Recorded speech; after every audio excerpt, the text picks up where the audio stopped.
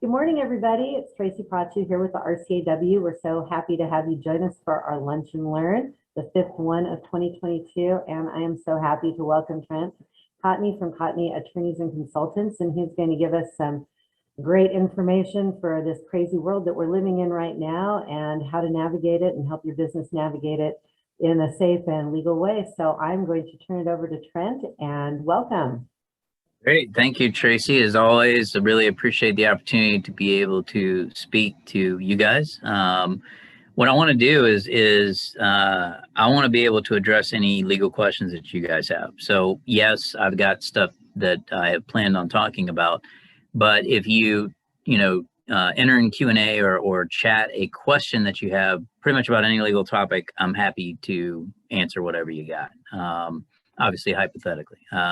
So the first thing, I'm going to talk a little bit more about some advanced OSHA tactics. That kind of went over well in one of my previous lunch and learns.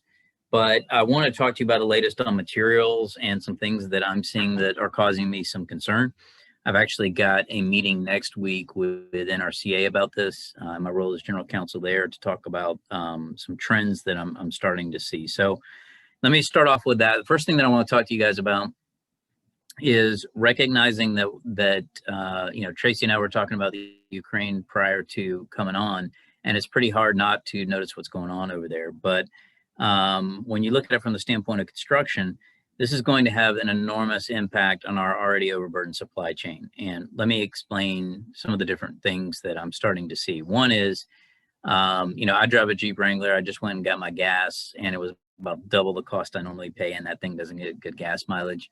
But you can assume that the things that we depend on to ship materials, trucking, freight, any of that kind of stuff is probably going to double as well. And the manufacturers and suppliers will pass that on to you. Okay, so recognize that, usually you see the first problems at the gas pump, and then it kind of trickles from that. So everything from jet fuel to, trucking cost, all that kind of stuff.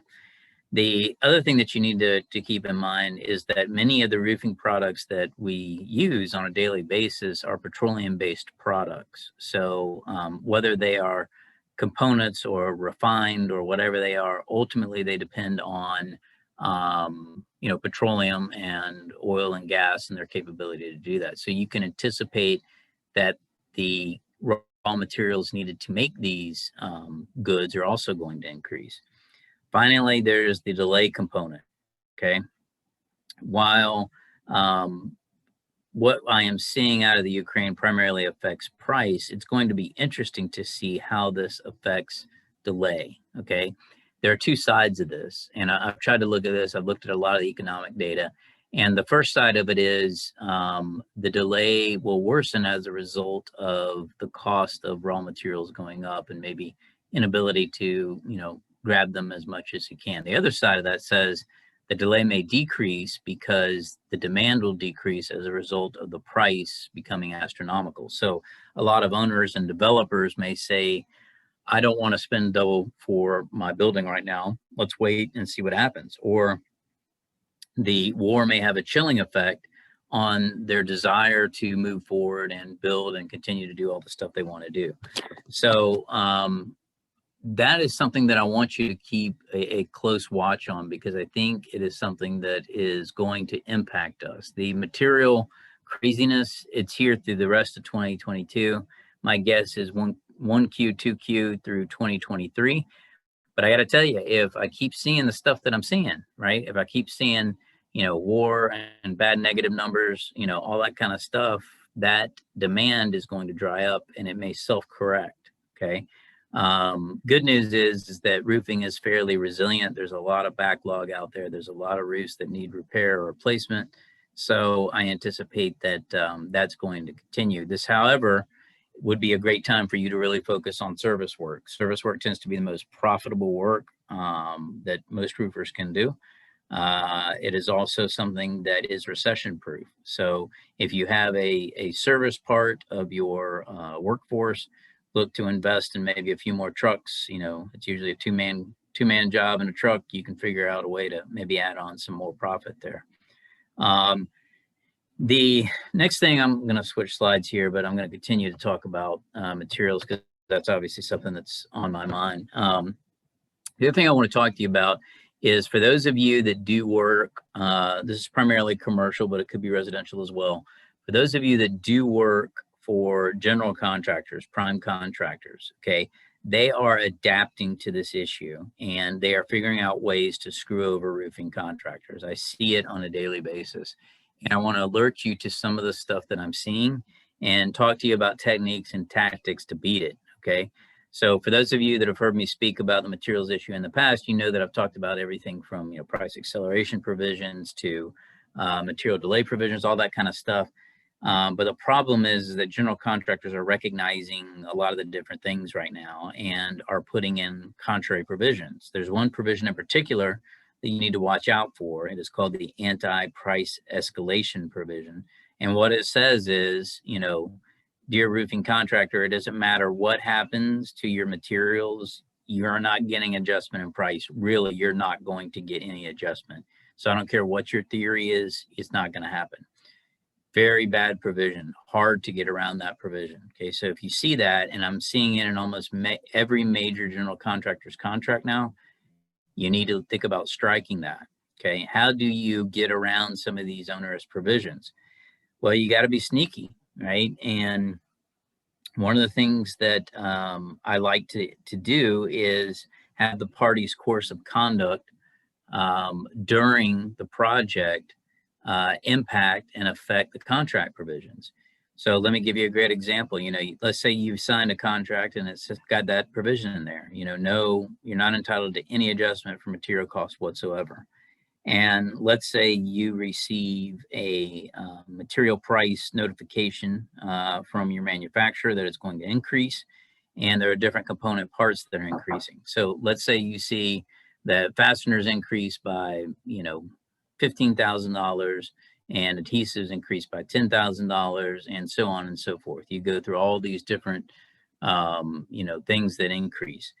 One of the tactics that I've used successfully, and I do my best work behind the scenes, right? If you see attorney's letterhead on it, nobody likes lawyers. They're going to shut down, give it to their counsel. You're not going to get anything done that way if you do that, right?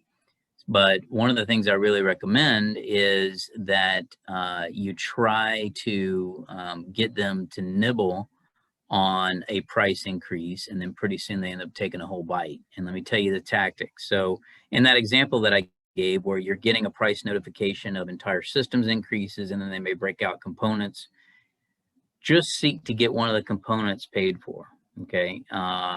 Go in and say, okay, I recognize that the entire system is going up by $50,000, but I'd like you to just pay for these fasteners, right?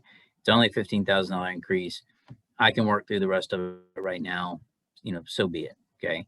If you can convince them to do a partial payment, if you can convince them to make even a little bit of a payment, what will happen is that at a later point, let's say you get another price notification, if you go back to them again, this time with the full load, they're going to say you're not going to be able to get that because of the anti-price escalation provision. Well, you can argue that the course of conduct between the parties waived that provision because they didn't care about that provision when they gave you that $15,000 price increase, right?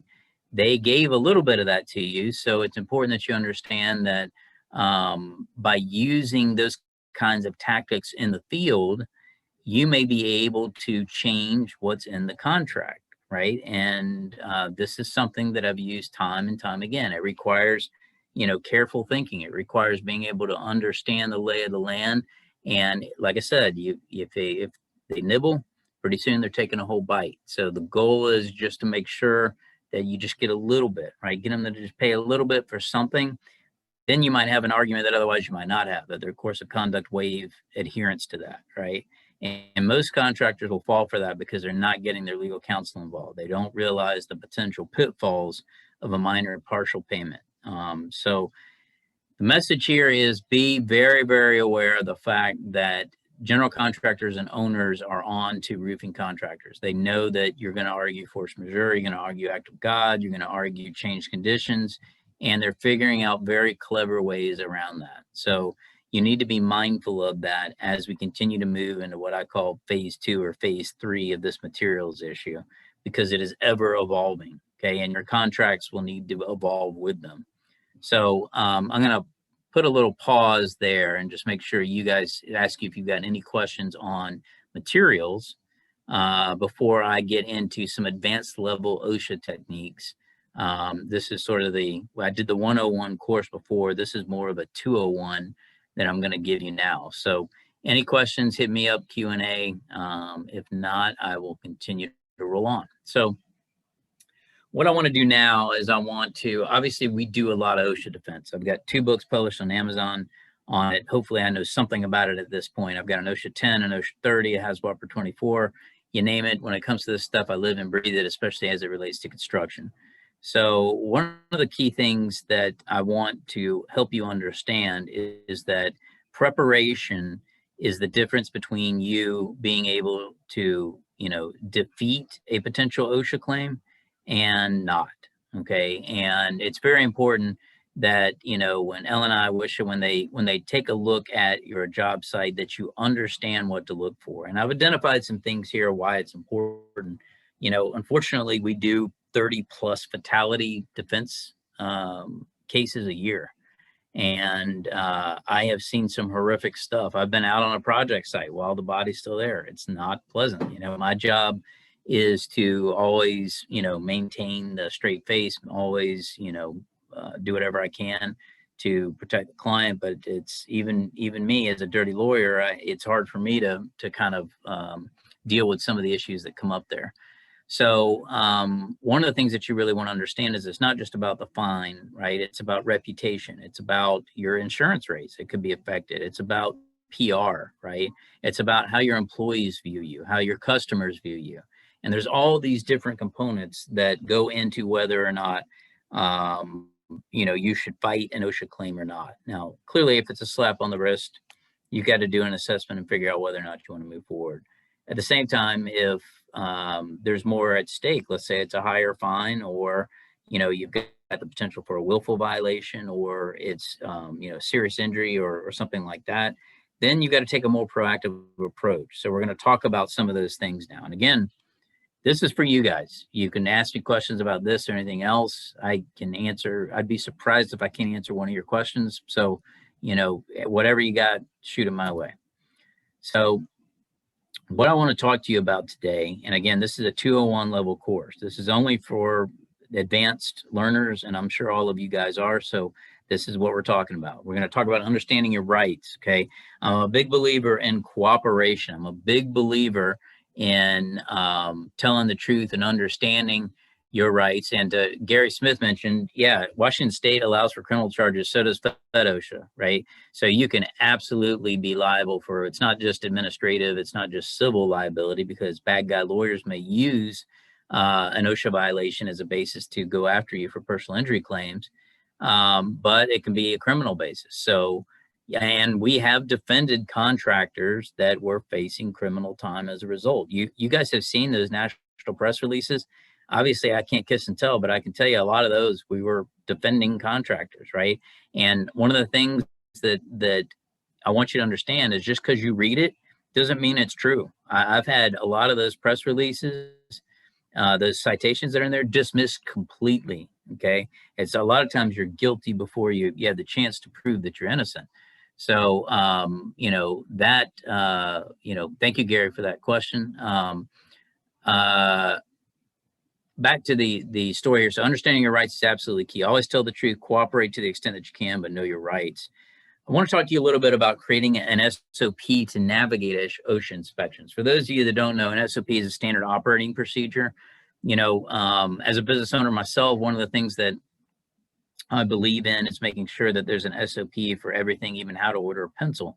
And the reason is that if you have an employee leave you, you know exactly what their job responsibilities are, and then you can slot in somebody else, right? You need to have the same mindset as it comes to an OSHA inspection. You need a playbook that is followed to the T, and you need to train yourself on it, okay? Because you will make critical missteps at the beginning that will prevent you from having success in defending it, okay? I'll say that again. You will make critical mistakes at the very beginning that will prevent you from successful defense, okay? You've got to paper the file. You've got to have very good defensive documentation. Okay, you guys have heard me talk before. The party with the best paper wins the day. That is the case in anything in construction. It doesn't matter whether I'm talking about defect claims, wage and hour, lien claims, bond claims, you name it. If you've got good paper, you're going to win. Okay, 9 times out of 10. So you must paper the file. You must CYA, and we'll talk about that. The other thing is train your employees. Get rid of the anxiety, get rid of the fear, have them understand exactly what the issues are. And then that way, they're not going to say stupid stuff. They're going to tell the truth, but they're also going to remember their training, right? That's something that I think is key. And then we're going to talk about some updates, some key things that I've seen out there. I work very closely with Craig Breidup. He's a national lobbyist that, gives us a lot of information on what the latest rules are with OSHA. We also participate in stakeholder meetings where we argue in favor of, stuff that's going to help the construction industry as it relates to construction, both federally and on the state level. So let's get into this now. If I can operate this, there we go. Defensive documentation. Okay, the first thing that you need to understand is let's talk a little bit about your safety manual. All of you have safety manuals, right? That's a no-brainer. But you need to make sure that you've got safety manuals in the language that everyone that works for you can understand. So the majority of non-English speakers are Spanish speaking. So having a safety manual that is in Spanish is critical. You want sign-off sheets that people have received that, right? And you've got to be prepared to have updates. So let's say you are only doing roofing work, but you decide to expand the type of work that you're doing. Let's say you hire some people or whatever, and you end up doing structural work. Well, you're going to need additional safety information in there to reflect that. So make sure that you update it. As the laws and rules change, which happens frequently throughout Washington, Oregon, and California, you got to update your safety manual. Okay, so make sure it's updated, right? Do you have the latest heat injury and illness stuff? Do you have the latest COVID precautions? Do you have the new silica standard? Do you have hydration standards? Do you have all the key things that, the inspector may look for? Talk a little bit about safety enforcement. Many of you, like I said, have great safety manuals. You will have disciplinary programs in there.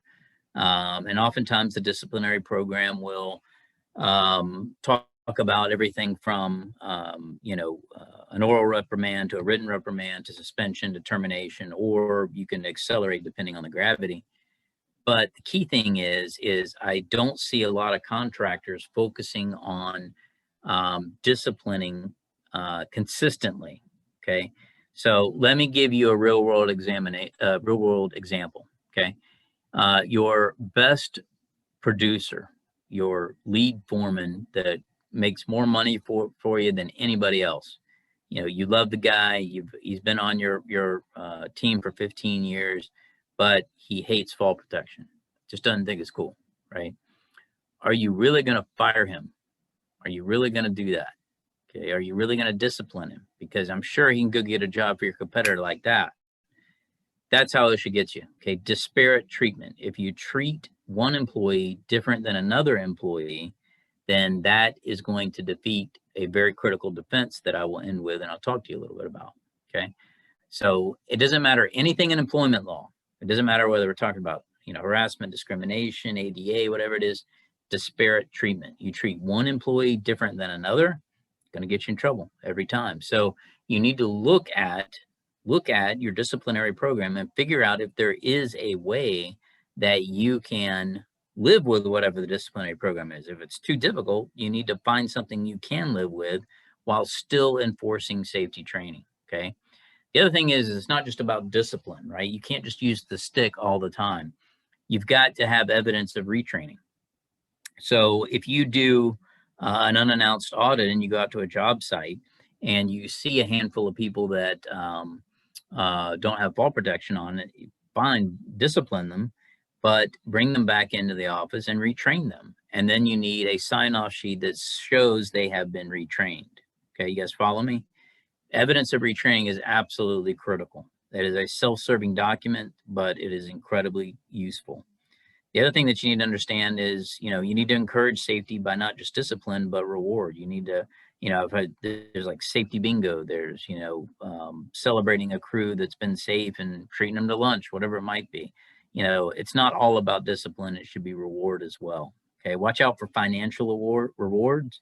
You know, gift cards occasionally are okay, lunches are okay, you know, acknowledgement is okay, but the more you get into financial rewards, the more it looks like you're buying safety rather than enforcing safety. So that's some of the things I've heard OSHA say in the past. Something else that you want to make sure that you do is engage in ongoing training. So I list 3 different things here. The first is safety audits. Okay, you want to do both equipment audits every single day, and you can just have we have a sheet that we provide that is just a, you know, did we check the ropes? Did we check the harnesses? Did we check the lanyards? Did we check whatever, you know, the hard hats, the PPE, whatever it is that you're using, and you just check off that you looked at everything looks good. Okay.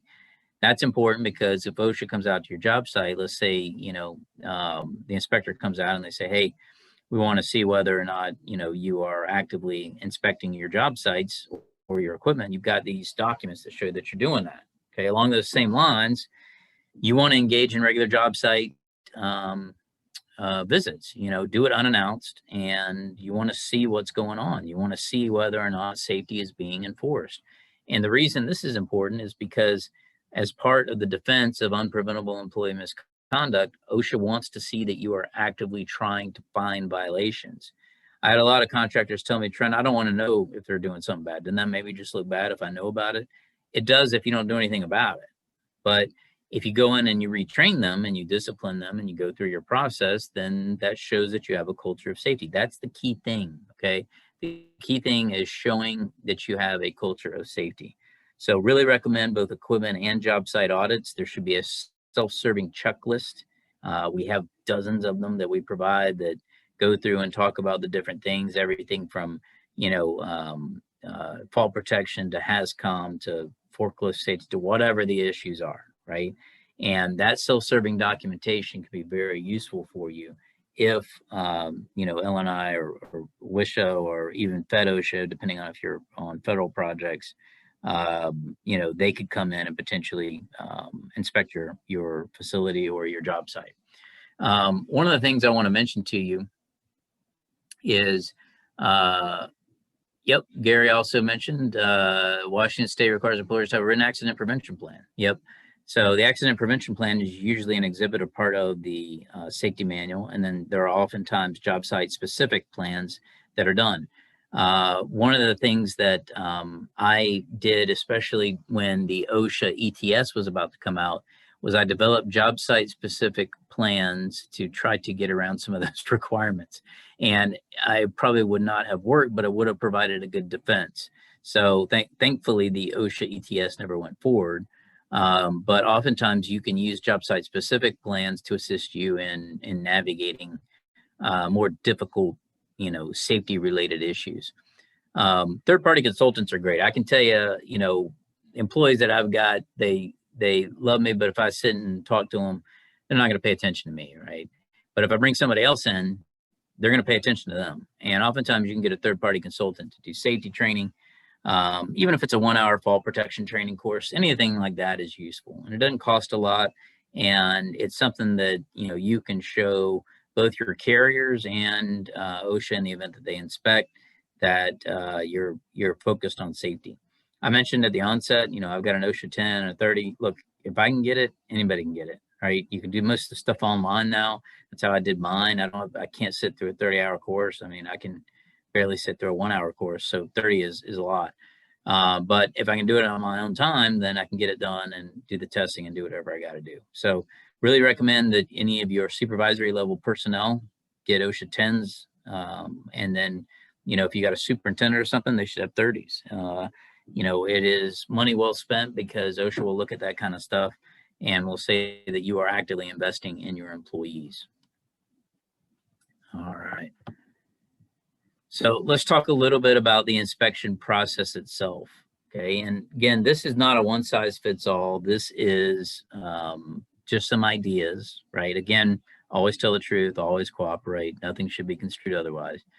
But I want to break down a standard operating procedure and kind of what my thoughts are. Okay, first is that when OSHA arrives at the job site, it is absolutely critical that when that inspector shows up, that you ask for his or her credentials and ask to see the badge and identification number. They're required to do that if they don't show that to you. And the reason why you need that is you need to know, one, they're legit and not just some competitor trying to yank your chain. And two, you want to know who you're talking to so you can follow up with them. Okay. So you need to do that. Okay. OSHA is required, whether it's federal or state plans, they're required to tell you the reason for their visit. Okay. They're required to tell you, I was just driving by and I saw 4 guys on a roof without fall protection. Okay. That is important. It's important to have them say that, because when they say that, they are putting themselves in a box. Okay. That box is the scope of their investigation, right? So if they said, I am here because I saw 4 people on a roof without fall protection, assuming there's not a serious injury or fatality, they can't go in the back and investigate, the scaffolding erection. Okay. They can't go inside and check the electrical wiring. Okay. Unless you allow them to. So their investigation is limited to what they've seen and how they've seen it. And it's important, again, that you're always civil, but that you ask up front, why is it that you're here? How can we help you? Right. But don't give them free range to walk all over your job site and find more violations. Keep them within their box. You need to call the home office immediately. And you need to ask for either the safety director or management, somebody that knows the process, knows what's going on, and ask if the investigator can wait at least long enough so that the management or safety director can get out there. And the reason why you want that person out there is because they will know exactly how to respond to everything. They're going to be for lack of a better word, the competent person for this type of OSHA investigation. So one other thing, if you have, an inspector show up on your job site, should you continue doing work? Unless you're nuts, no, you shouldn't. Okay, and let me tell you why. I'll give you a real world example. In 2001, okay, I'm dating myself a little bit. 2001, I was defending an underground utility contractor that was digging a ditch on the side of the road, and OSHA had investigated that job site, was in the process of doing the closing conference with the superintendent. They were going to get cited for failure to have a trench box, sloping violation, maybe a couple other things, right? While that closing conference was going on, one of the employees jumped into the trench to get their lunch box and scurried out of the trench again. That cost them another $5,000. Now, obviously, we were able to work some magic and defend them, but if the job site had been shut down and the workers were not there, then a couple of things would happen. First is, I've had area directors of OSHA tell me that if you put me on a job site anywhere in the United States for an entire day, I will find a violation. I don't care who you are, I will find a violation. And I believe it.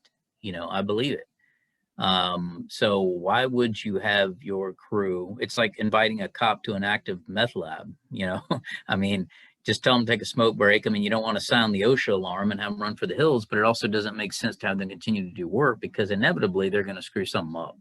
It doesn't matter how safe you are. The second thing is imagine if they're not on the site. Well, if they're not on the site and OSHA needs to interview them, then usually by the time that they're interviewed, they've had a chance to remember all of their safety training. They may have had a chance to talk to counsel.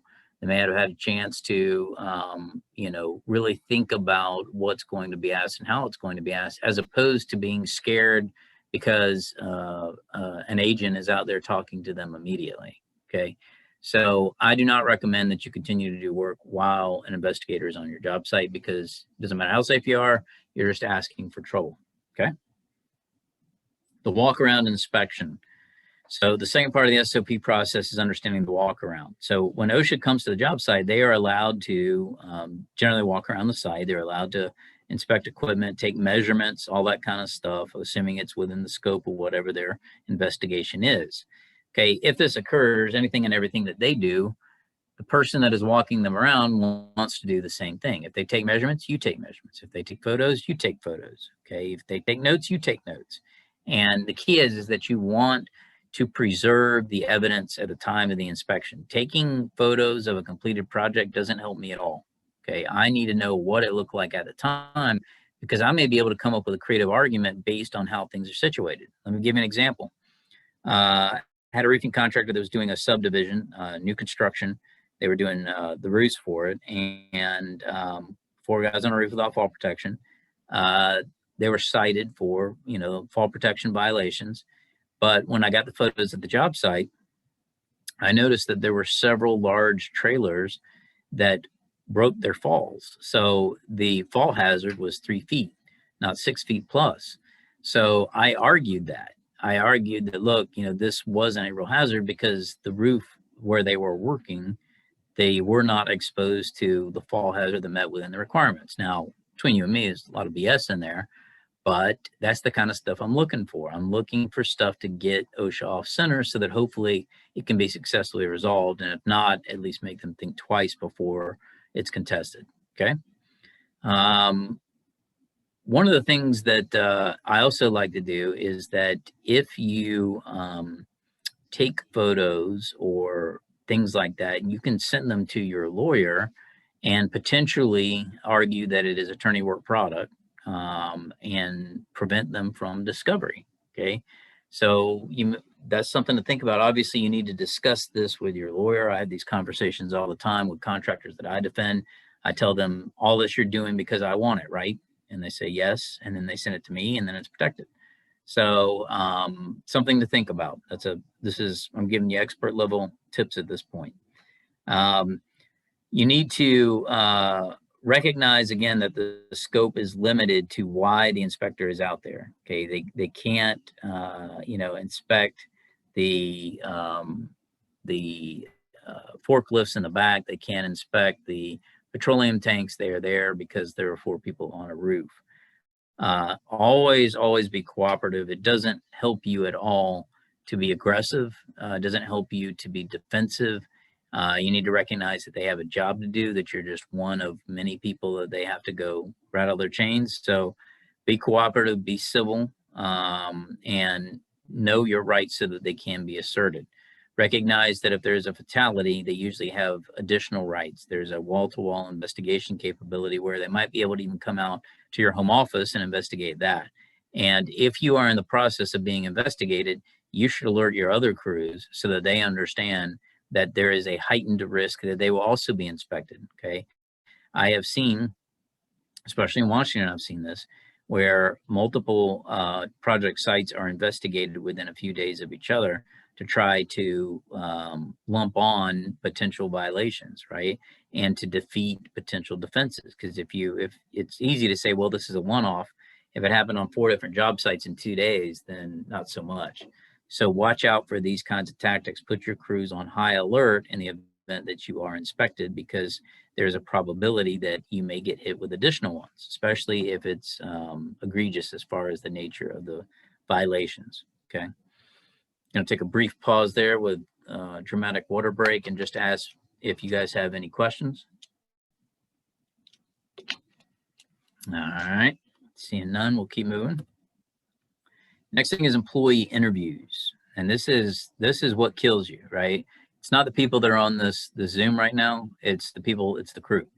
Because the crew will say dumb stuff. They don't remember their training. And I can't tell you how many times I have seen a crew member being asked by an investigator, well, were you ever trained on the new silica standard or fall protection or whatever it might be? And like, no, I've never been trained at all. And I'm literally looking at their toolbox talks where they were trained on that, signed by them. Problem is, oftentimes they get nervous. They don't understand what's going on. They don't understand the process.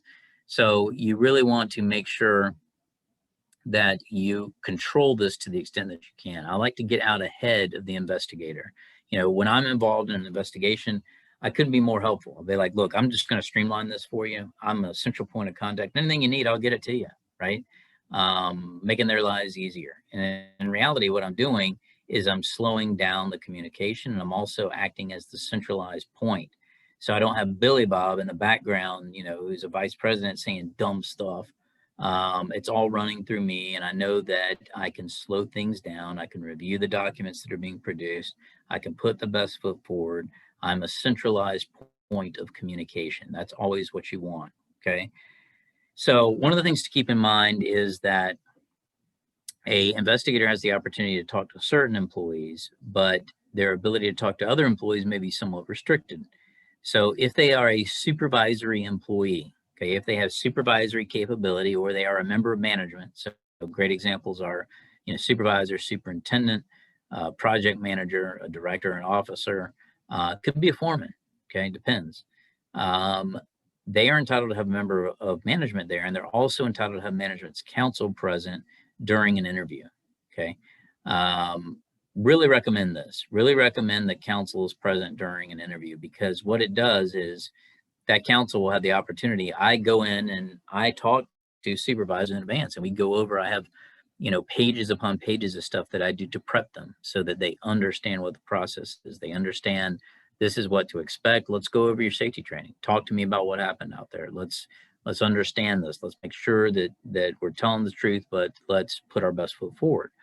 So that is critical. They do not have to speak to OSHA without counsel present, okay? And the difference between having counsel present and not having counsel present is night and day. That is a affirmative right that must be asserted. OSHA will not tell you that, okay? Unlike a Miranda right, if there's a criminal problem, you've got the right to remain silent, you got the right to lawyer, They're not gonna tell you anything, okay? So you need to be able to assert that right. So remember that. Let me give you a real world example. This is probably 5 years ago, working in my office, just like I'm doing now.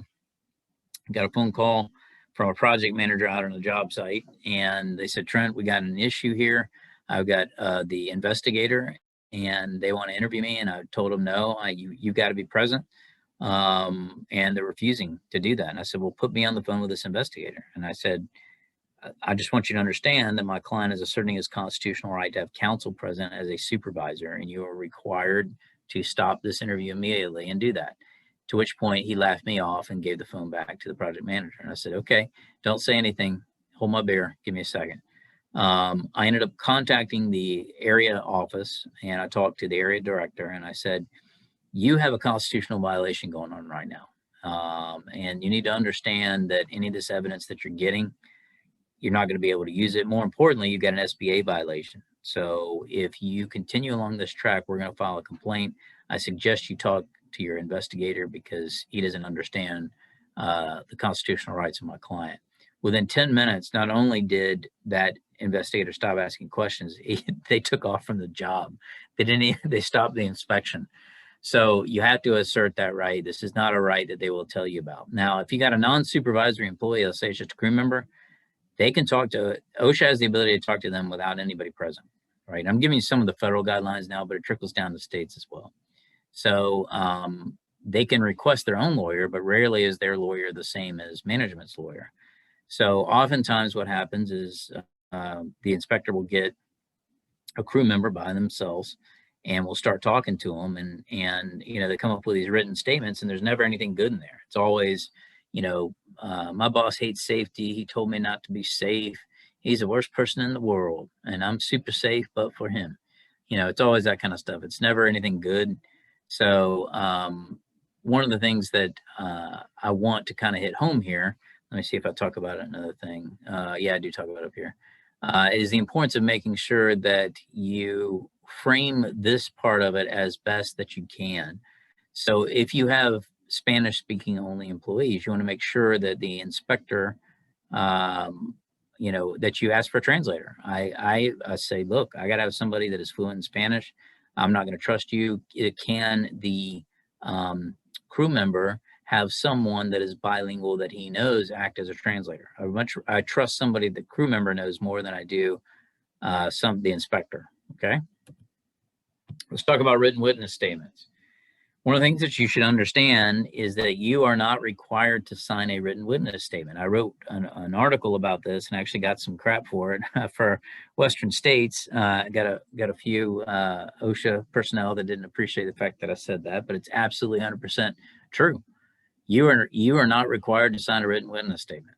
Okay, if you refuse to sign it, the inspector may say, "Hey, I'm going to read this to you and just tell me whether or not this is what you think." Okay, don't do that either. You don't have to say, "Look, I said what I said. You're welcome to, go get a court reporter and take it down yourself, but I don't think this tells the whole story in writing, and I'm not going to add to it. So this is what you got." Okay. And again, it's not trying to be aggressive or anything else. It's just asserting your right. You got the right to take a break or end the interview at any time for any reason. They can't force you to stay there, right? They can't force you to stay there. You can take a break if you're tired, if you don't like that, whatever it is. Now, they can go get a subpoena, they can go get a warrant, they can do other stuff down the road, but as they have you there, they can't unlawfully detain you. They don't have that power, okay? Understand that when OSHA is investigating you, you need to be very clear about what you are answering. If you don't understand a question, you should ask them to repeat the question, okay? You must be able to understand exactly what it is. Only answer the question that is asked of you, okay? And I do a lot of deposition preparation. I've probably, at this point in my career, I've done thousands where I prep witnesses. And one of the things I always say, look, do you know who the president is? The answer is yes. That's it. It's not yes, it's Biden. It's yes. Will the sun come up tomorrow? I don't know. That's the answer, right? It's come up for the last, gajillion years, I believe it will come up based on that. No, don't do that. Only answer the question. Keep it very simple. Make them work for their money.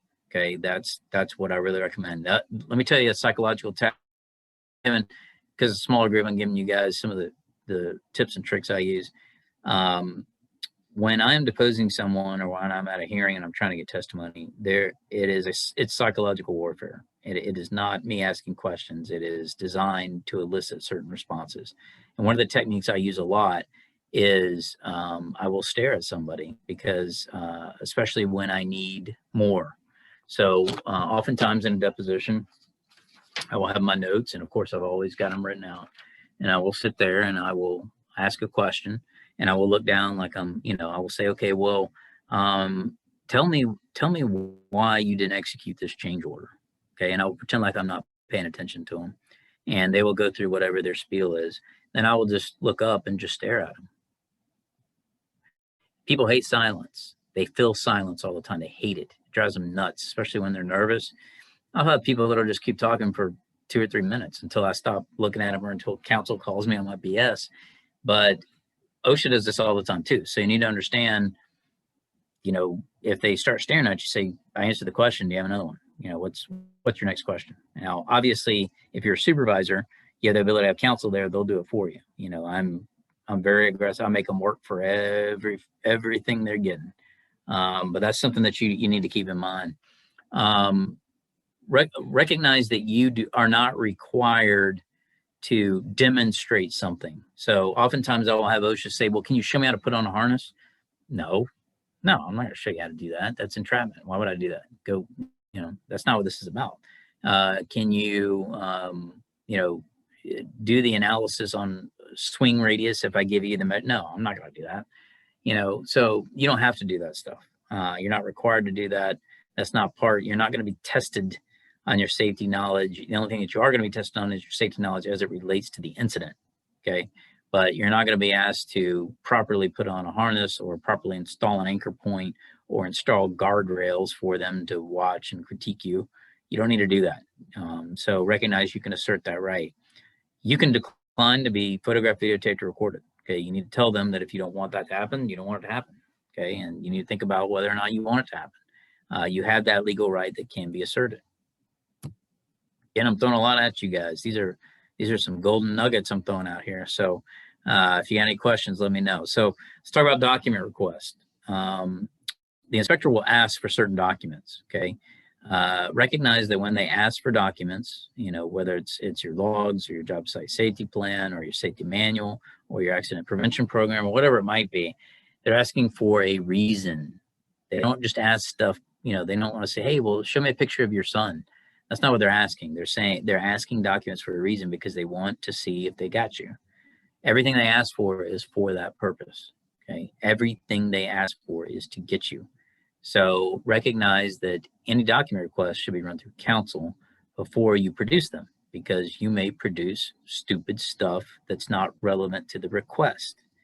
So sometimes requests come in informally. You know, they may come via email, they come on a job site, they may come in more formally, like on a piece of documentation, or you may be subpoenaed with them, in which case they're super formal. Okay, depending on what comes in, only provide documents that are requested. If they ask for, you know, your accident prevention program, only provide that. Don't provide, you know, all the photos from your job sites for the last 4 years. That's not what they asked for. Okay. So listen closely. I'm not talking about playing tricks. I'm not talking about being the system. That's not what I'm talking about. What I'm talking about is answer the question only. Don't go off the script, answer the question. General notes on document request. I kind of talked about this a little bit. 3 different types. Again, the more formal you get, the more you need to pay attention to what's being produced. If you, whether by mistake or intentionally, you do not produce certain things, there could be bad ramifications for that. So it is very important to make sure. Let me give you I had one federal OSHA case. There were 4 willful violations and the fine exceeded $300,000. Hotly contested. And we had some good defenses. But OSHA did several subpoenas, and this is federal OSHA. So one of the things I really wanted to drill home to the client, I said, look, I know you're doing a diligent investigation, but if you really want to protect yourself, what I recommend is we hire somebody outside, a consultant, to do, you know, do some deep dive, e-discovery, to see whether or not they can find anything else. That way you can tell them you did everything you could, include hiring a consultant to find these emails or whatever else they were looking for. Okay, so the more formal it gets, the more you really, really need to pay attention to it. You need to be very, very careful and cautious. Okay, again, always cooperate. That's not what I'm saying. So what I want to do now is I want to kind of turn it over to you guys. And that was sort of a nutshell of some of the high level things that I see from an OSHA standpoint. One of the things I want to mention to you, though, is all the documentation that I was mentioning, everything from audits to you know, job site plans to safety manuals, toolbox talks, to all that stuff. The reason why you want that is because the greatest defense, the defense that is most successful, is unpreventable employee misconduct. Okay, in order to assert that defense, you have to show the following. You have to show that you have a written safety plan. Okay, you have to show that you are actively looking for problems, that you are disciplining people, that you have a culture of safety, and that your rules are shall and not may, meaning that you have to be able to show that you are actively trying to find violations and assert your disciplinary program. So you're probably asking yourself, why is Trent talking about all of this documentation? Well, it's for that reason, right? And I think that if you take the time to, after this lunch and learn, think about the documents you've got. You know, what if, you know, the inspector comes knocking on your door today? Do you have everything we talked about? How can you shore stuff up? How can you have better CYA? That's what I'm getting at right now. I just want you guys to really focus on, you know, the critical things there, because I think that's going to ultimately change how these investigations happen, and recognize they're going to continue to happen, right? There's not going to be any slowdown, even though COVID is going down a little bit. They're going to be out and about, and you're going to continue to see these problems, especially as we get into summer. So what questions do you guys have for me? We have, you know, about 10 minutes left. It can be about anything you got. Feel free to fire away.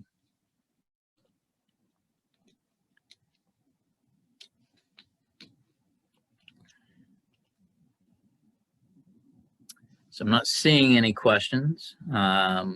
Tracy, I'm happy to keep talking, or I can turn it back over to you, whatever you want to do. Hello. God, that was amazing information. I love it. You. Yes, thank you so much. Yeah, we don't have a real chatty group. Usually they don't ask a lot of questions, but I'm sure they're taking it all in. Definitely, and we appreciate your time. Sure. That was amazing information. I know that there have been some questions to me personally about the contracts, and you discussed that at the beginning. Do you have any updates on, you know, masks or anything like that as we head forward into this new normal? Yeah. Let me talk about some of the OSHA updates. So I kind of previewed that, and I just wanted to pause a little just to make sure I answered any questions. But there's a variety of new rules and regulations that are going to start coming out. So, you know, as Tracy kind of alluded to, I do think there's going to be a scale back continued scale back of some of the COVID requirements, barring any unusual variants. But we've kind of gone past sort of a critical stage now, so I'm optimistic that it may kind of die out now. But we'll see, right? I've been optimistic before. A couple things that I want to alert you to. One is OSHA is actively engaged. Federal OSHA is actively engaged in the rulemaking process for two different things right now that will affect you. Okay, and clearly Washington, Oregon, California, all state plans, but they have to follow minimum federal requirements. First one is OSHA is promulgating a new heat and injury illness standard. Okay, when this thing first came out, it caused me some concern because it was part of the rulemaking. They said that what they were going to do is any project that was over 80 degrees would give them the authority to walk on that project and ask questions about hydration. Okay, and then that basically is sort of the gateway to having them fine you for everything else.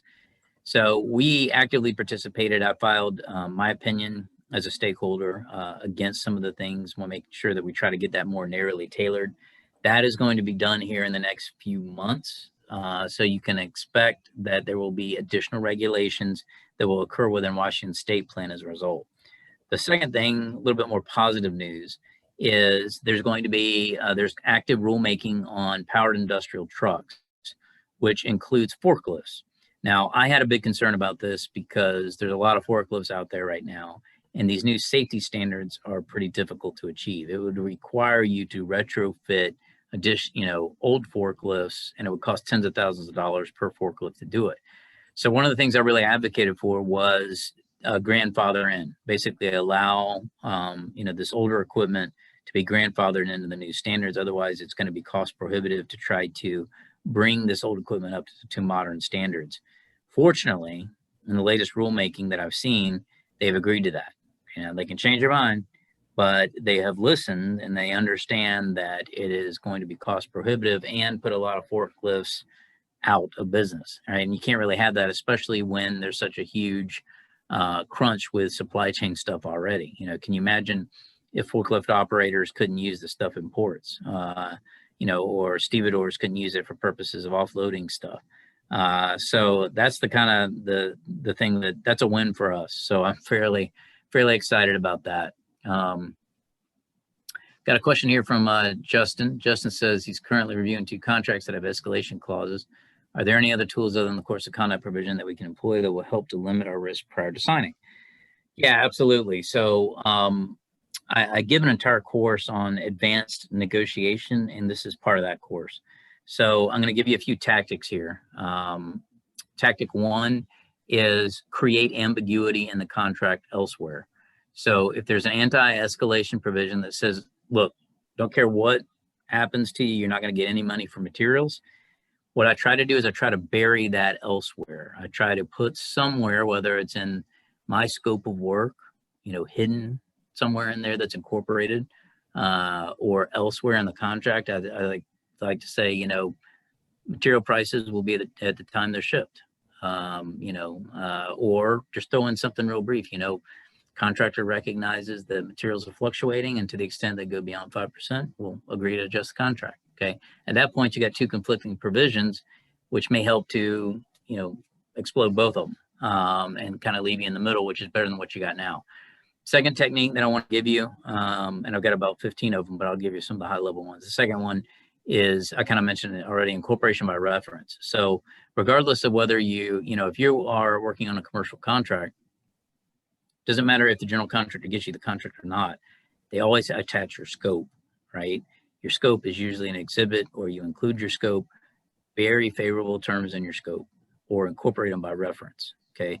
So incorporation by reference, oftentimes, like if you got an AIA contract, it'll say, the prime contract, AIA 201, whatever, is incorporated by reference and as much a part of the contract as this contract is. So you can do the same thing. You can have on your scope of work, we'll provide, half-inch tapered, blah, blah, blah, blah, walk pads, we'll work from 6 a.m. to 4 p.m., 5 days a week, and price acceleration provision, right? The goal is to bury stuff where they're not necessarily going to be looking for it, okay? Clearly, if you're dealing with a homeowner, a little bit of a different negotiating capability, but when you're negotiating with a contractor, it is not negotiation, it is war, and that's how you need to treat it. You need to look at it that way. and you need to think about ways to do that. So again, if you, just to remind everybody, you guys have a member benefit. I serve as general counsel for the association. So anytime you have any questions or just want to talk to me, I get lonely, reach out to me. Happy to give you 15 minutes free advice a month. Just give me a call. Anything that I can answer, I'll answer it like that for you. Got a couple other questions here. Is there a PDF or Word document that we can print off for reference? Not sure, Gabriella, which talked about a lot of different things. Can you supplement that and let me know what you're talking about? I think she might be just asking if the PowerPoint is available to. Oh yeah. I'll give it to you PDF, and then you can do whatever you want to with it, or it's recorded and you can disseminate it that way. Whatever it is you want, Tracy, you guys can have at it. So yeah, so send me a PDF and I'll be happy to send it out to all the participants afterwards. And then this is being recorded, so it will show up on our YouTube channel probably in about 2 to 5 days, and you can rewatch it all that you want. Then I've got my good man Don here, who's asked me a question about taking photos. Can competitors take photos, give it to L&I, and then they issue fines? Is that legal? So oftentimes, I see this all the time. Sometimes you will get inquiries and they'll ask you to respond, hey, we saw this photo, want you to do this. Other times they will just issue you fines. I would absolutely contest that and just say, look, this is hearsay. This never happened. You didn't actively investigate this. Therefore, it's not going to be valid evidence moving forward. And you can absolutely try to contest it on that basis because it's not something that they independently investigated. Who knows, that photo could be doctored, right? You don't know whether or not that's a legitimate photo. There's not a date stamp or time stamp or whatever, it's fake news, right? That's what I would argue. So yeah, the other thing, to watch out, let me mention this to you guys. So God bless your marketing people. You have fantastic marketing people, but they don't understand that on social media, don't put a bunch of people on roofs without fall protection. Okay. I can't tell you how many times I've seen that and just rolled my eyes going, oh God, it's beautiful, but this is, L&I is salivating over the fact that you've got 14 people on a roof that don't have any fall protection. So be cognizant of that. Your competitors are watching, OSHA is watching, everybody is watching. Just watch out for it. So. Absolutely. Any other questions? Going once, going twice? Okay, well, I want to thank you again, Trent, for joining us and helping our members do better and have less problems, and that's wonderful, and we appreciate all that you do for the industry and for us.